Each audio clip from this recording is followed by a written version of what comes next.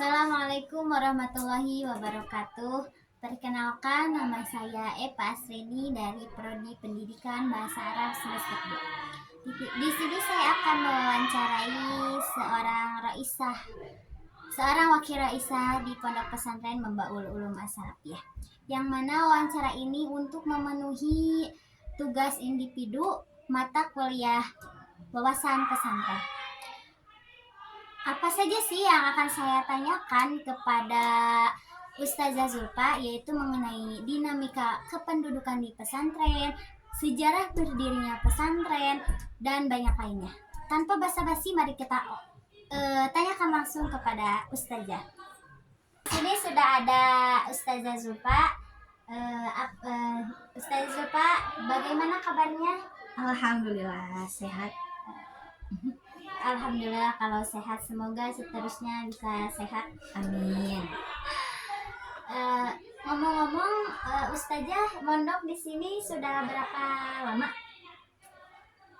Mondok saya dari awal masuk MTS kelas 1. Alhamdulillah sekarang kurang lebih 11 tahun jalan. Wah, ternyata sangat hebat, bisa bertahan selama 11 tahun. Itu tidak gampang ya teman-teman untuk bisa bertahan di pondok. Rata-rata orang-orang zaman sekarang atau anak-anak zaman sekarang kebanyakan yang mondok itu paling lama itu 3 tahun atau 6 tahun. Jarang sekali yang sampai 11 tahun atau 15 tahun. Karena langsung saja kita tanyakan bagaimana sih sejarah asal-usul berdirinya Pondok Pesantren Mambaul Ulum As-Salafiyah ini. Bagaimana Ustazah sejarahnya? Sejarah berdirinya Pondok Pesantren Mambaul Ulum As-Salafiyah atau sering disebut dengan Pondok Pesantren MU awal berdiri bukan di Kampung Ciherang, tapi di Cipulus di depan Pondok Pesantren Al-Mutmainah. Berdiri sekitar tahun 1996, yang pada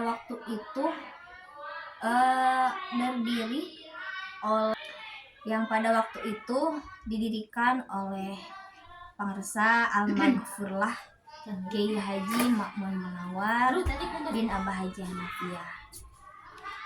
Berawal dari 1-2 santri putra dan santri putri, hingga beberapa tahun setelahnya bisa pindah ke Kampung Ciherang yang saat ini ditempati.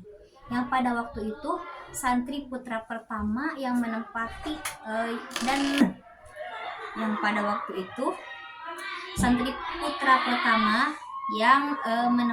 Pondok Pesantren MU sekaligus mendampingi Pangersa merintis Pondok Pesantren ini, yaitu Kersana Mang Asep yang asalnya dari Kampung Baros.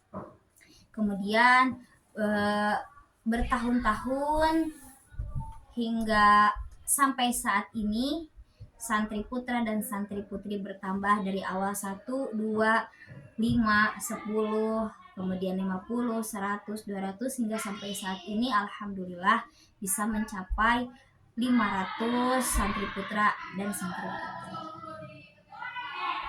putri. Seperti itu teman-teman, sejarah berdirinya Pondok Pesantren Mambaul Ulum yang tadinya di Cipulus, sekarang di Simpang atau di Ciherang Simpang Wanayasa. Jadi apakah ada hubungan antara Pondok Pesantren Mambaul Ulum As-Salafiyah dengan Pondok Pesantren Al-Hikam Salafiyah? MU dengan Cipulus atau Al-Hikam Salafiyah itu tentu ada hubungan, yang mana hubungannya sangat erat sekali, yang mana pimpinan Pondok Pesantren MU, Pangersa Umi, itu merupakan putra kelima dari Pangersa Kiai Haji Muhammad Izzuddin, yang tidak lain berarti Pangersa Umi di sini, Marsa Ibu, itu adalah adik dari Pangaresa Umi Cipulus. Jadi seperti itu teman-teman, hubungan antara Pondok Pesantren MU atau Mambaul Ulum As-Salafiyah dengan Pondok Pesantren Al-Hikam Salafiyah atau Cipulus itu hubungannya kakak beradik, jadi sangat dekat sekali. Terus bagaimana sih metode pembelajaran di Pondok Pesantren Mambaul Ulum As-Salafiyah yang katanya di Pondok Pesantren Mambaul Ulum As-Salafiyah ini berbasis salafi? Apakah dengan metode tarbiyah atau modern? Mari kita langsung tanyakan. Metode pembelajaran yang kami terapkan di sini itu metode sorogan. Jadi yang kami unggulkan dalam pembelajaran itu sorogan, yang mana ketika pembelajaran dengan metode sorogan, guru dengan murid itu bertemu secara langsung atau bisa dibilang face to face, sehingga seorang guru bisa mengetahui apakah seseorang yang sedang ia ajarkan tersebut sudah pahamkah atau sudah bisa membaca atau tidak.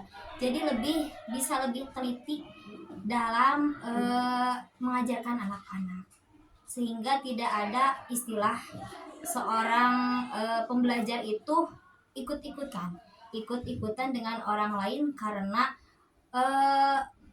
tahap pembelajarannya itu di satu kelas kan misalnya. Jadi yang kami terapkan di sini ini tahap sorogan. Ketika seorang anak belum mampu dalam pembelajaran misalnya tahapan ula, maka dia tidak akan dinaikkan ke kelas susto jika memang anak itu tidak mampu. Yang walaupun teman-teman yang lain itu sudah naik. Mungkin itu kurang lebih pembelajaran yang kami terapkan di sini. Oh, berarti sangat bagus sekali ya teman-teman. Jadi si anak itu bisa dididik secara teliti dan si seorang guru pun bisa tahu kemampuan anak tersebut, apakah anak itu udah bisa atau tidak. Terus dari hasil metode pembelajaran itu pasti dong menghasilkan sebuah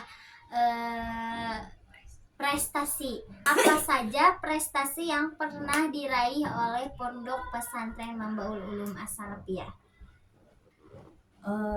Ya alhamdulillah ada beberapa prestasi yang pernah santri putra dan santri putri dari Pondok Pesantren ini pernah dapatkan.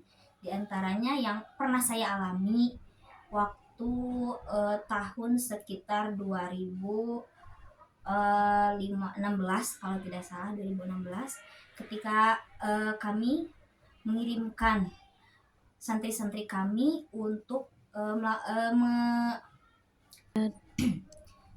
untuk mengikuti kegiatan musabaqah qiraatil kutub yang waktu itu dilaksanakan di Cianjur, Pondok Pesantren Al-Ittihad. Alhamdulillah pulang dari sana kami membawa beberapa piala, diantaranya dari marhalah wusto kitab fikih, dari marhalah ula, dan bahkan ada yang sampai ke jenjang provinsi yang waktu itu dilaksanakan di Jambi, yaitu marhalah ula kitab khulasoh. Kemudian di tahun-tahun berikutnya, alhamdulillah kami masih bisa mengikuti kegiatan-kegiatan musabaqah seperti yang sebelumnya pernah kami ikuti, dan alhamdulillah bisa mendapatkan hasil yang memuaskan gitu kan, dan alhamdulillah bisa mendapatkan hasil yang kami harapkan. Yang mudah-mudahan dengan adanya kegiatan-kegiatan tersebut bisa membuat Pondok Pesantren Mambaul As-Salafiyah ini semakin maju dan semakin berkembang. Jadi seperti itu teman-teman, sangat banyak ya prestasi yang sudah digapai oleh Pondok Pesantren ini.